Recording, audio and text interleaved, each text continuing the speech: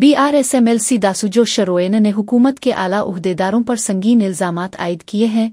उन्होंने कहा कि CR के 10 साला दौर हुकूमत में 6,47,479 राशन कार्ड्स जारी किए गए। हैदराबाद कलेक्टर हरिचंदना और civil supplies commissioner DS Chauhan ने सरकारी रिकॉर्ड्स के बावजूद झूठे बयानात दिए। उन्होंने कहा कि अवाम को गुमराह करने के लिए उन दोनों उहदेदारों ने दानिस्ता तौर पर गलत अदाद और शुमार पेश किए। दासुजो शरोएन ने कहा कि उन अफसरान के खिलाफ महकमा जाती कार्रवाई की जाए। उन्होंने कहा कि चीफ सेक्रेटरी को कलेक्टर हरि चंदना और DS चौहान के खिलाफ शिकायत दर्ज करवा रहे हैं। अवामी फलाही स्कीमों में झूठ बोलकर हुकूमत को बदनाम करने की कोशिश हो रही है। MLC ने कहा कि सरकारी रिकॉर्ड्स के साथ छेड़छाड़ करना संगीन जुर्म है। दासुजो ने इल्जाम लगाया कि इन उहदेदारों का रवैया ब्यूरोक्रेसी के उसूलों के खिलाफ है। उन्होंने मुतालबा किया कि हुकूमत फौरी तौर पर उन अफसरान के खिलाफ कार्रवाई करते हुए अवामी एतमाद बहाल करे।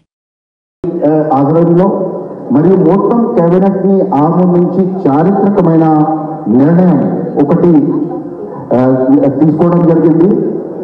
ఆ చారిత్రక నిర్ణయం వల్ల ఇవాళ సార్ మన తెలంగాణ జనాభా 3,70,000 ఉంటే ఇప్పటికీ 3,15,00,000 ఆల్రెడీ దాంట్లో రేషన్ కార్డు ప్రతికి వచ్చినారంటే 85%। ఇంకొకటి మిత్ర అర్థమైంది కదా మిత్రులారా, DS చౌహాన్ గారు civil supplies commissioner who suppose to have the on his hands